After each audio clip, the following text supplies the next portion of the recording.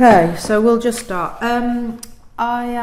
It's Kate Jennifer recording Murray Clark on the 12th of December for the Seen But Not Heard project.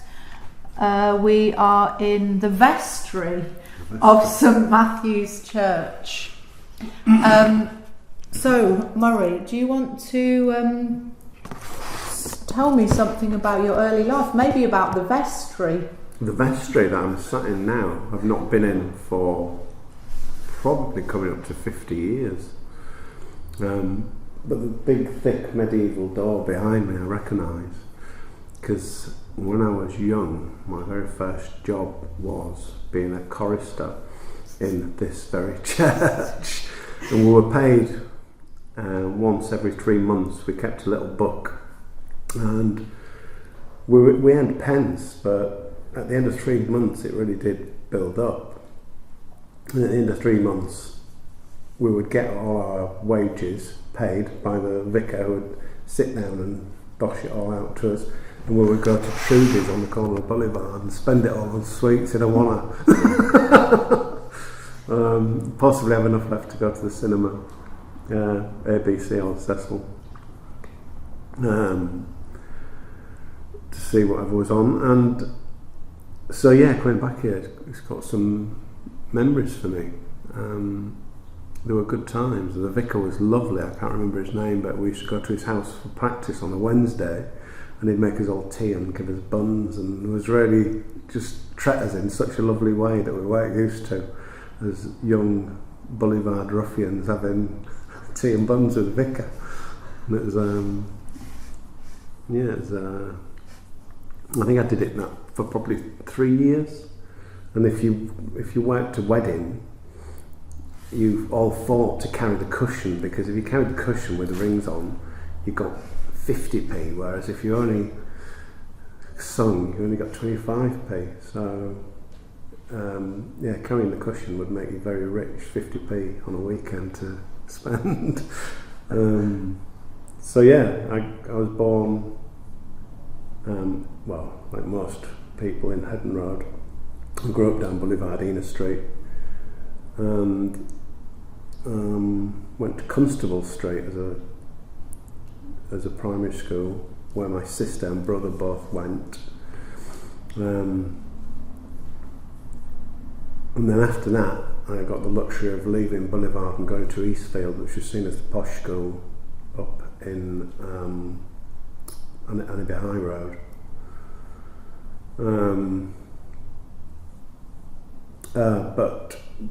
So that took me out of HU3 into the big world and the posh world. It seemed really posh to us.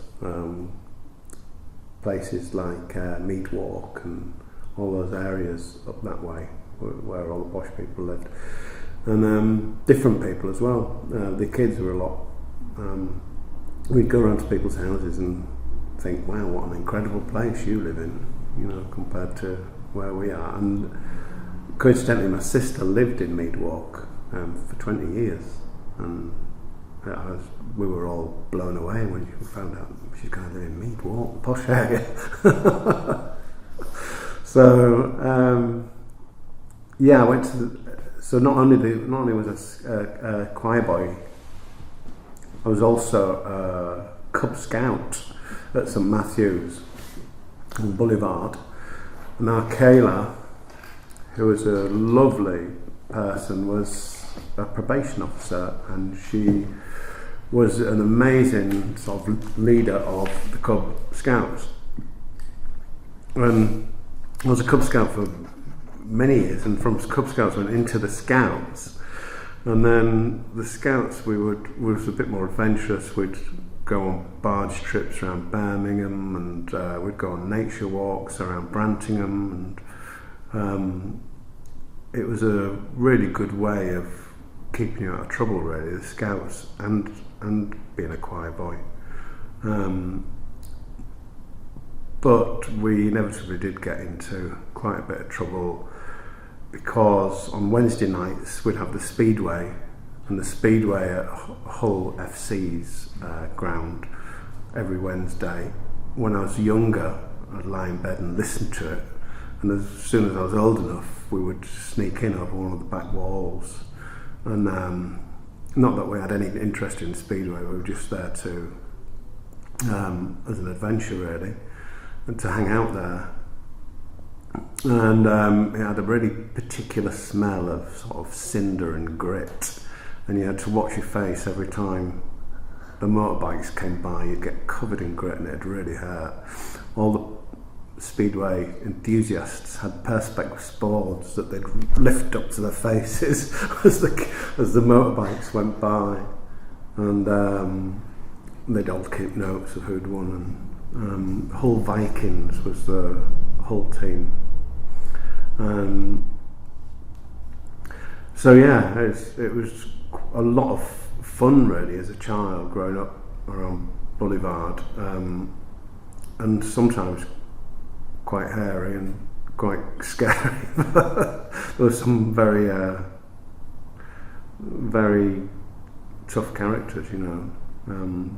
There was a family on Boulevard and you would always cross the road. You would never pass the house because inevitably you'd end up being picked on in trouble.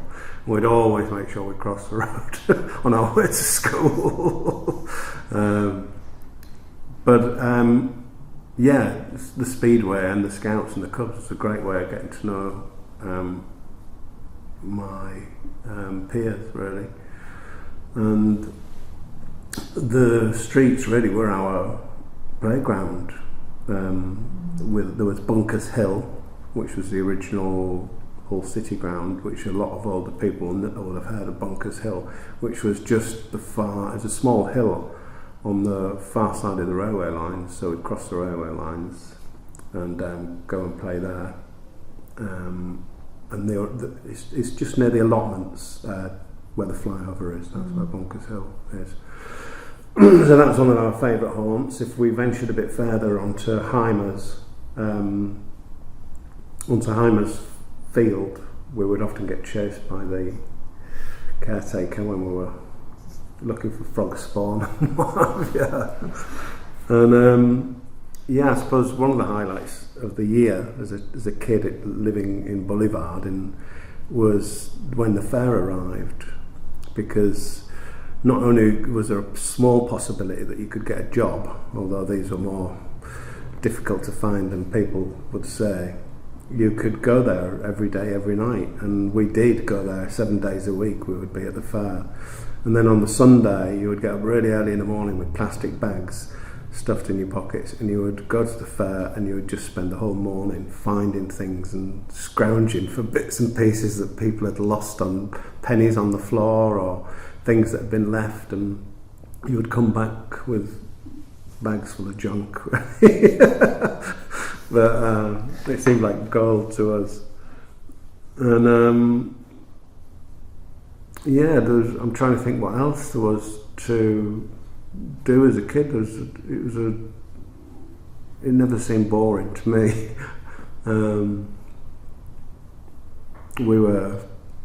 I suppose by the time I was 13, it was sort of a skateboard fad, and so we got heavily involved in skateboarding. And we used to go to climb over the wall at St Winifred's School on the corner of Ena Street, which was just a great empty space to spend time on your skateboards, skating around, and it'd keep you out of harm's way from any undesirables because they wouldn't know you were there. And we always spent a lot of time. It was a major part of my childhood in there, in the St Winifred's School playground, skateboarding. Another place I spent a lot of time was Western Library and Carnegie Library, both of them. I was an avid library goer, me and my friends.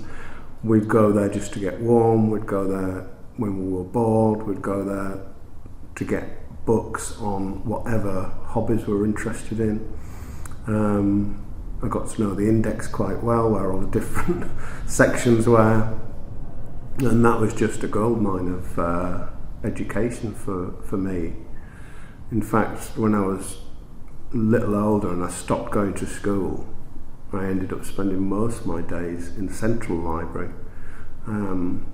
Strangely learnt about all the English playwrights, the Tom Stoppards and what have you, Arnold Weskers and stuff, all learnt from the library. That's what I'd sit, and I was very interested in the theatrical section and the art section. And the librarians never bothered us. They knew we should be at school, but they thought we're probably in the better place, so they just left us to it, me and my friend. And I sort of left school without any qualifications, as what was called back then an Easter leaver. That meant you didn't stay to do your exams. And so as an Easter leaver, I was 15 when I left school, and I'd not been to school for probably 2 years anyway. And my mum was going to be taken to court because of my lack of appearance at school. So I was shipped off to Glasgow, where my family are originally from, and I signed on at the age of 15. You could sign on at 15 in Scotland, so I signed on at 15 and lived with my sister, who was living up there at the time, for a few years, and eventually drifted back to Hull when everything was safe. And from then on, spent a few years. I bought my first camera, a Praktica camera. I think I was 16 when it seemed like a fortune at the time. I can't remember how much it cost, but I just suddenly I took an interest in photography, and a girlfriend of mine who was at Hull University that I'd met at Silhouette nightclub, strange, had said to me, "You need to go to university." So I signed on for a part-time degree and did a photography degree part-time, and enjoyed being in education so much. The lectures were fantastic. I just really engaged with it. I loved it. Very different atmosphere from school. And so I did that and ended up enjoying it that much that I stayed on and did another degree full-time in filmmaking, documentary filmmaking, which again was just, I would walk out lectures 2 feet in the air. I was just loved the knowledge I was, and the education I was getting. An amazing lecturer called Ron Coward, who was the head of the course, was just an incredible guy who just taught us all so much. And from then on, and then part of that degree, in the photography degree, we were asked to take photos of people with interesting occupations. So I ended up taking photos of a tattooist and a dance teacher and a crystal healer and a rabbi and Bobby Mandrell, or would it be Bobby Mandrell or Candy Barry? I can't remember at the time, but anyway, whichever one he was back then. And then I ended up at the Tower one night, at a ladies' night. I was the only man in the audience, which was, and you imagine a room full of whole ladies. Was I managed to get backstage at one point, and there was Candy Barry, and there was also a male stripper on, and I got to take photos of both of them. Bobby was in his dressing room, and I just politely asked him if I could take shots, and he was in the middle of getting ready to go out, so he just ignored me and said, "Yeah, of course," and let me get on with it. So I ended up taking photos of him backstage and on stage, and the photo I liked best was the one of him backstage. I thought it was very poignant with the suitcase and half dressed, half undressed, between the two worlds of Bobby, and that one seemed like a very poignant, enigmatic photograph. So yeah, I took it, and then when I got distracted after university and ended up in the music business for years. And long story short, I didn't look at the negatives from my college days for 25 years, I don't think. Maybe 30 years, a long time, 30 years. And then suddenly, as is with photography, you realise you're sitting on things that have become over time important, things that just seem day to day at the time when you were there. And I realised I had some decent shots really, but never really did anything with them. And then a friend of mine, George Norris, was was getting into his photography and becoming more and more well known as a photographer. And he started taking photos of Bobby, and I said, "Oh, I've got one you can have." So I gave it to him, and he put it on Facebook, and that's how I met the HU3 people. Yeah. George, yeah. I'm done, I think. So if we think about, I'd really love it if you could talk some more about the male stripper, the night at the tower. What do you remember? For example, the atmosphere, the feel of the building, what it looked like inside. Eat your mince pie. Well, we're recording, aren't we? So better not. Sorry. The tower. Excuse me. It's such a long time ago. I don't really have a lot of memories about the tower. I remember I knew a few of the women that were there, but there were, obviously because it was an all women crowd and they were drinking. It was a very rowdy atmosphere. The male stripper was a sort of a Tarzan type guy, but he took me back to stage and he showed me the secret, that you tie an elastic band around your willy, and that is what keeps it looking super large. He said, "This is the secret of all those guys, this is how we do it." So it got a bit fruity when he was on, and I can't go into too much detail, but it was a... You can. Well, there was quite a few women were joining in, shall I say, with him, and he was the first person on before Bobby, and I was as a timid college student, I was quite frightened, to be honest, and because a couple of the girls that I knew who were there were like, shocked to see me there, because obviously I was in women's territory, and they weren't used to men being there, so maybe that calmed them down a bit. I don't know whether it did or not, but I just remember it being very full on sort of evening. But Bobby, I remember coming out. He did the same sort of act. Is it I Am What I Am, or is that what he finishes with? Yeah, he finished with I am what I am, in this huge winged bat-winged dress. It was just a phenomenal dress. I have photos of that somewhere.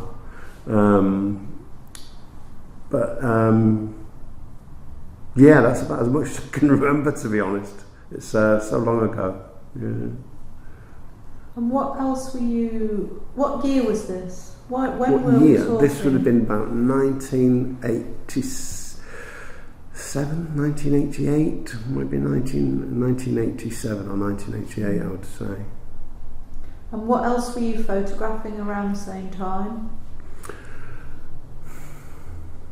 Well, at the same time as photographing, on the degree we would get set projects every few months, and we'd have to delve into a different thing.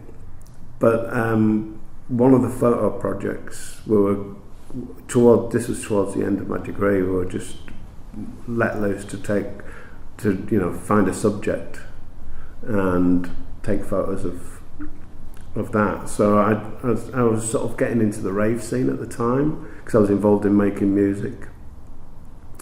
So it made perfect sense to me to borrow a medium format camera and go out into the clubs where I was going anyway with my friends and start taking photos in the Welly, especially the Welly. We were at the Welly every week. So we used to go there and my friends would party and I'd be more into taking my photos really. I was more into recording what was going on, sensing that it was quite a special time really. It did feel special at the time, it felt special. I don't know why, there was just something in the air and it did feel like we were doing something that no one had ever done before. It was quite a sort of magical time really. So yeah, I was the photos of the raves that I took again sat dormant for 25, 30 years. I've never published any of them. No one's seen them really, apart from the university lecturers back in the late 80s, early 90s. So yeah. Can you talk some more maybe about the lecturers and how what happened at college, how were you taught, the structure of those courses? Well, the full-time degree, the full-time, or the either or all of it. Well, the photography degree was very much. It was called the part-time art degree, but a specialist in photography, in documentary photography. And there were some really, the lecturers were all really good. There was a guy called Dave Sample, another guy called Mick Fattorini, who I know now he died very young. And then there's Mike Harper. Sorry, Mick Fattorini, Dave Sample, Mike Harper. And they were all, photographers in their own right. There were different types of photography that they did.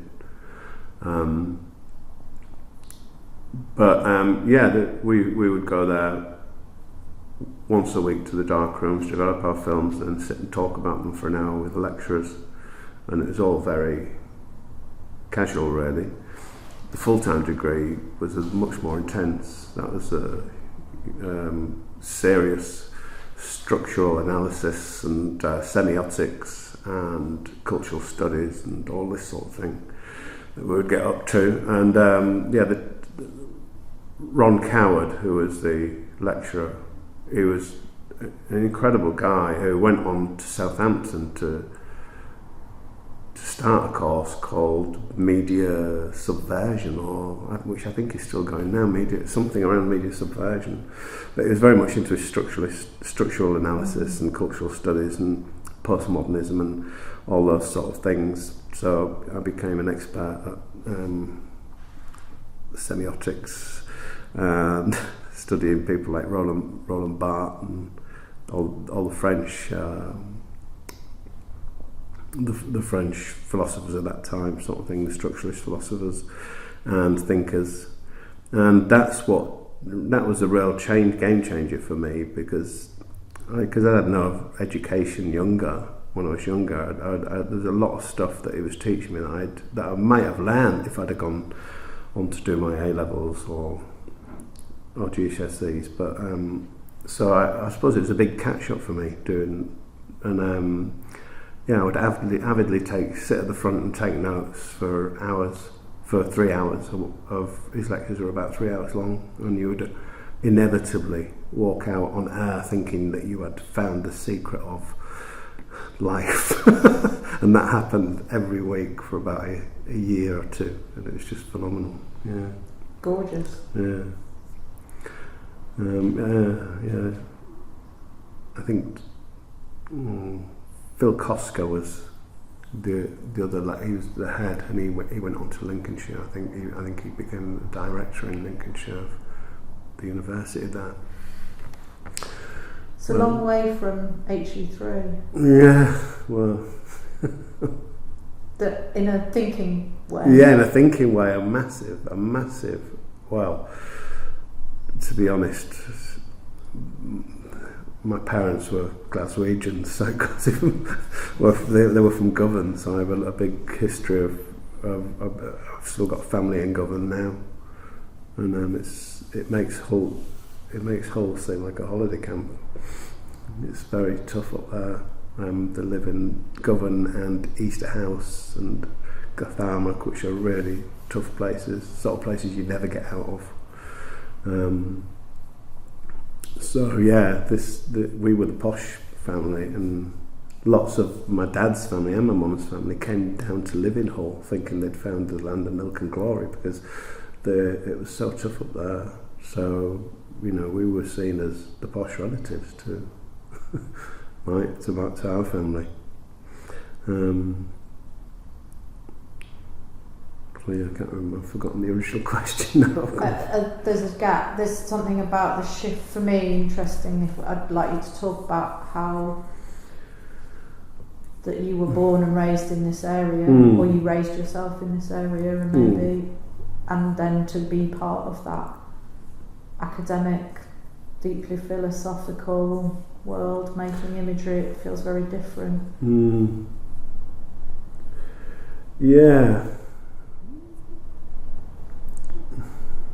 I don't know what I can say, really. I'm wondering how it was within the family. Well, the family was,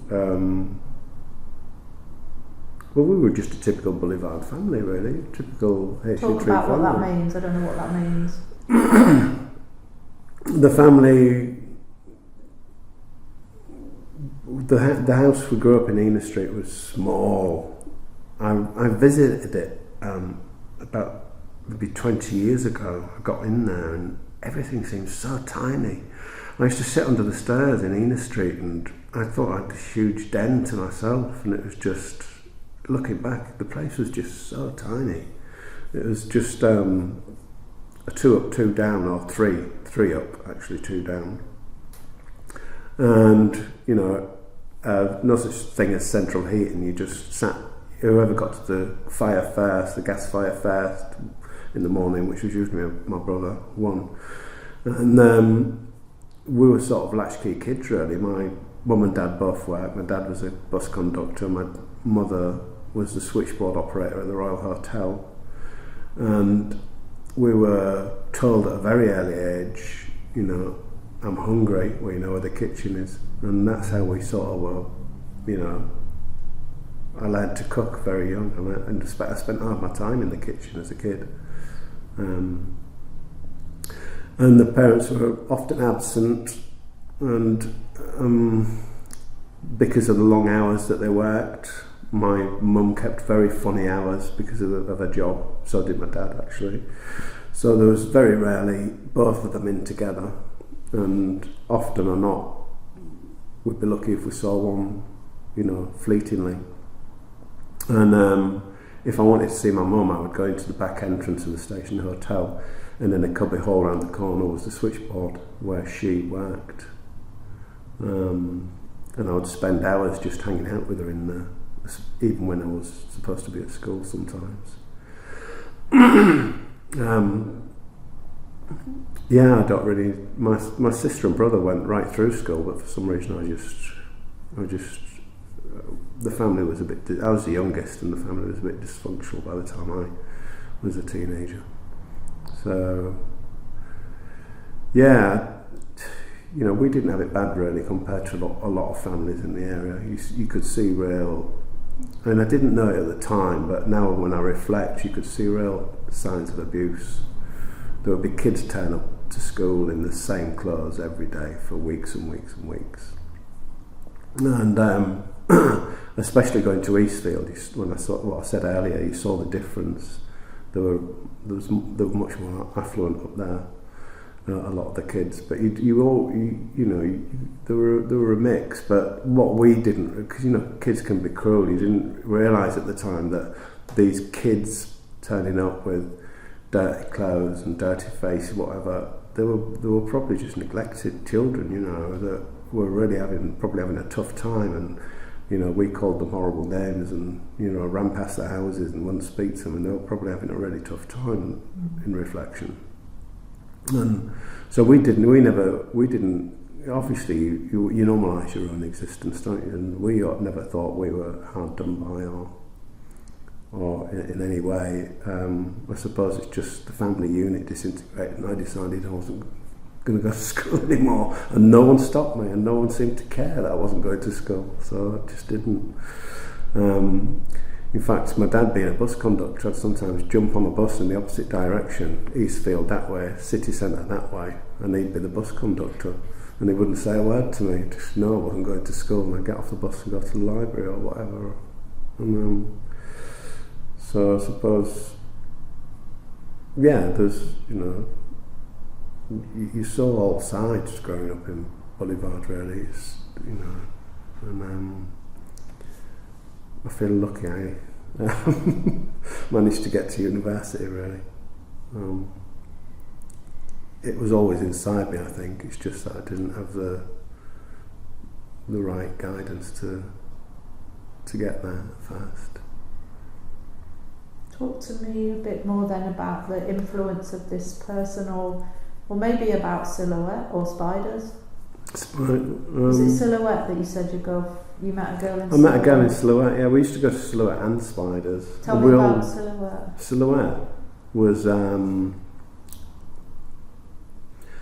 Silhouette was basically the club. We were all classed as sort of, we weren't, growing up in Hull, growing up in most city centres, you've got your meatheads or your townies, and then you got the people who were more into fashion and music and culture, and that's what we were. We were the people that were into fashion and music and culture. And if we turned up at somewhere like Tiffany's, someone like, you know, I dressed like Phil Oakey. I had pointed winkle pickers and and a wedge. I remember, yeah. So yeah. If I went into town, I was you know, hot property to be picked on, you know. So we avoided there, and one of the ways we would avoid was going to Silhouette. We went to Silhouette, and it became a real place where you felt safe, where you felt you were with like-minded people, that you could look how you wanted and dress how you wanted, and the music was just the best. The music, the DJ, whose name I can't remember now, Pete, was brilliant. And so we sort of shared this club together with the dance floor was downstairs, and we'd all, you know, and the bar was down. There was a bar downstairs and a bar upstairs, but the upstairs towards the door where Molly was more a gay area, and then the downstairs was more like everybody area, and then there's a pool table and what have you. And it was the only place where we felt safe to go out at night clubbing. There in Spiders. Because for the simple fact, the meatheads wouldn't come in because they thought it was a gay club. So they were, you know, they wouldn't cross the door, you know. So we had a safe place for clubbing on a weekend, and it was a great club anyway. Like I said, the DJ was fantastic, the PA was super loud, and the drinks were cheap, and it attracted anybody that was classed as alternative, whether it was your punks, your new romantics, mods, and they all gravitated to the old Silhouette,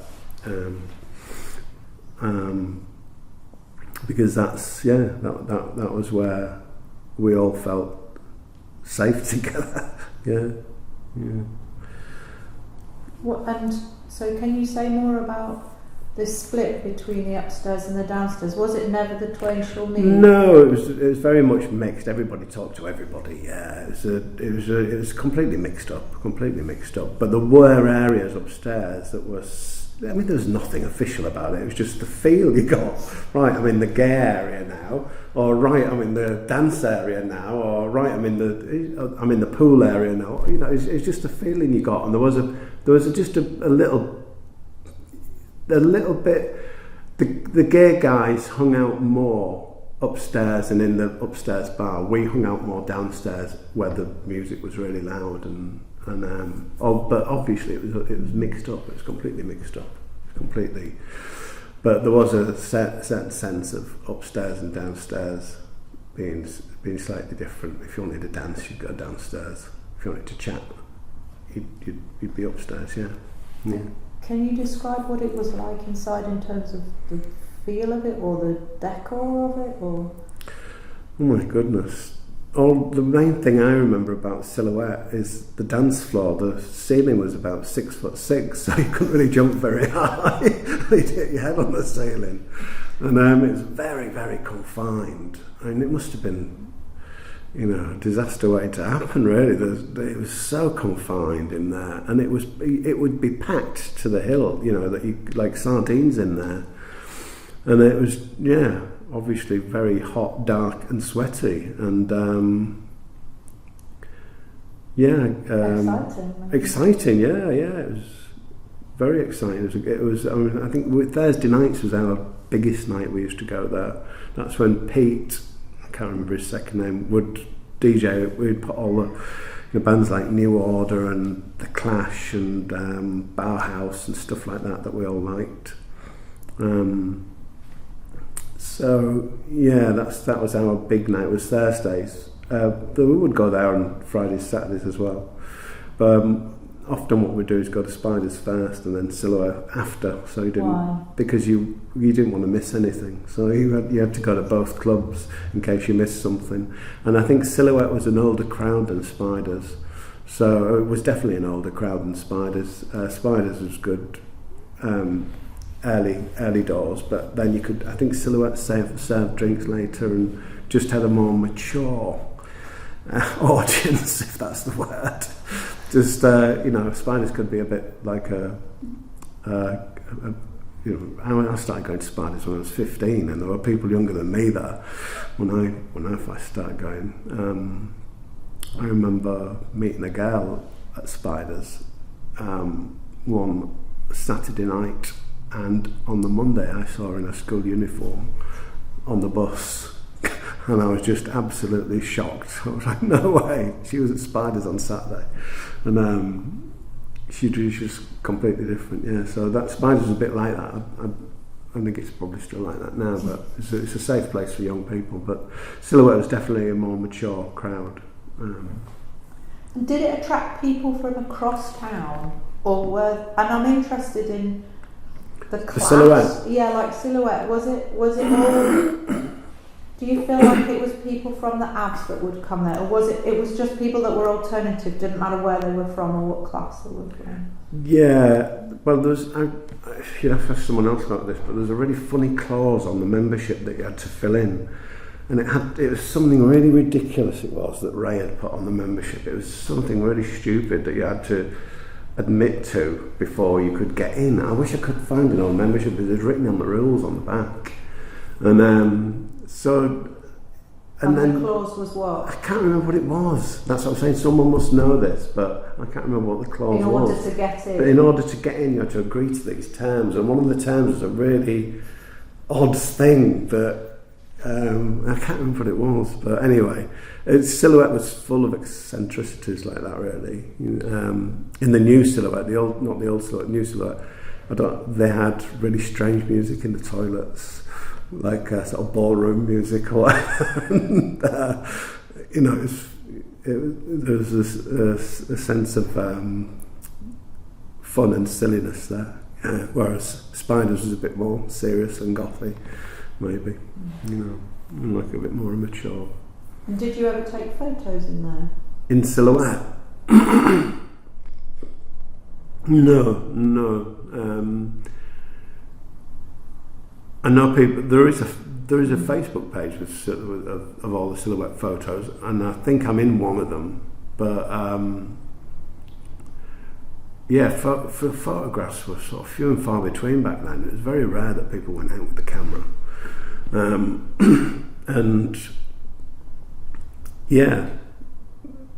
there were I don't think I was taking photographs at that point, or I wasn't even thinking about taking photographs in clubs. I was just, it didn't even occur to me, I don't think, so, yeah. And so if you look back at that time in those photographs of Ray, or the Ray photographs, and I mean, there's things that you went on to do after this time in Hull. What do you think of those images now? What do you think of your life? Like, if you reflect back on that part of your life, given everything that you've done.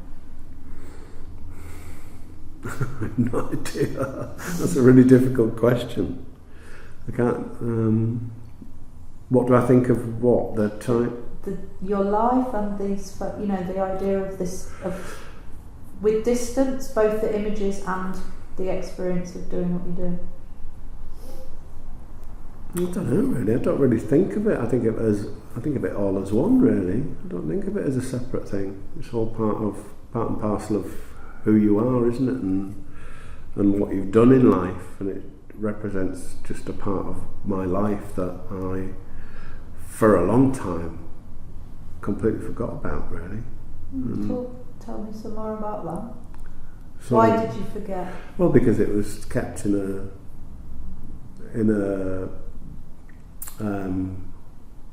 folder in a room with lots of other books, and I didn't even think about it until you moved away. And I moved away from Hull. Yeah. So, well, I discovered them in London, and I scanned those images in London that I showed you earlier. But I think, like most photographers, you're always going to do something with your work, but it's very few that actually do, and it's often the people that do that get, it is the people that do something with them that get the accolades. But that's why I like to speak off. I like what's the publisher, the people that do the little pamphlet books, they're called Café Royale. I love what Café Royale does, because that's basically thousands of students out there with all these portfolios that are and they've had this genius idea. There must be thousands of people who didn't quite make it in photography, but have really good portfolios from when they were at university and college, and they've made a really brilliant archive out of doing these short runs that they do.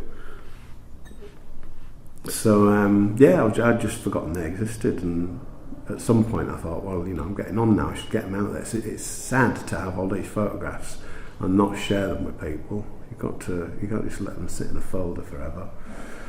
And then for years I've been meaning to do something with them, but obviously life just gets in the way. And then just the serendipity of George, giving George a photograph, and sort of, it was like, led me to the HU3 project, yeah. So, Thanks. Thank you. This is Kate recording for Seen But Not Heard. This is second round with Murray Clark. Well, it's just and a small addition on the end, yeah. So talk to us about the pubs or the... Yeah. So there were well-known nights that went on, gay nights that went on,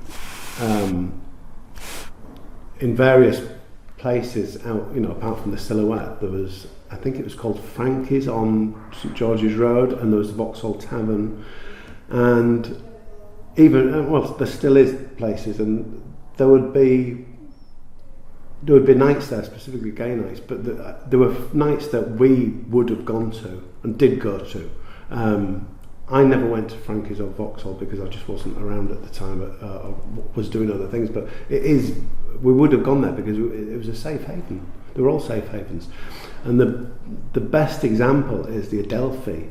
When the Adelphi was first bought by Paul Jackson, he put a gay night on, and the gay night was fantastic because it got rid of all the rough, hard drinking guys that were drinking there. And the first few weeks the Adelphi was mayhem. People were throwing glasses. They just couldn't handle the idea that the club had been taken over, this old man's club had been taken over as a music venue. I don't know whether it was by accident or design, but the gay night really did help get rid of the people, just the working class blokey people that were going in there, and it helped establish the Adelphi as a place to go, an alternative place to go. And that is one place we used to go to, the gay night. My mate lived on De Grey Street, and we would go there. And I remember the first night telling me, there's a gay night on there, we can go there to the Adelphi, it'll be really good. And we would love it down there. Tell us more about what it was like. It's so long ago, it's really vague. The Adelphi was made up of the original Adelphi was made up of a back room and a front room. The front room where the bands played, and the back room, if you didn't have enough money, you could walk in for free and just get a drink in there, and you could still see the bands through the cubbyhole. You just didn't have to pay, and it was a really nice egalitarian way of doing things. And I just know from, because I spent a lot of time on De Grey Street when it first opened. I think I was about 18, and because we were dressed as sort of, my mates, people wore, the men wore eyeliner and stuff, the sort of new romantic look. Because we were dressed like that, we were always looking for somewhere, safe to go. And the gay night was always, and the one at the Adelphi was probably the first one I ever went to before the Silhouette. That was like a safe haven for people that, didn't fit into the towny sort of thing. Yeah. And so those nights it was well known that there would be a mix of... Yeah. I think... Just an alternative. Like I said, I've not been in Hull for 25 years, but the gay scene was always a friendly, safe place for us alternative looking people to hang out with. They were really accepting of us, and they were just great, yeah.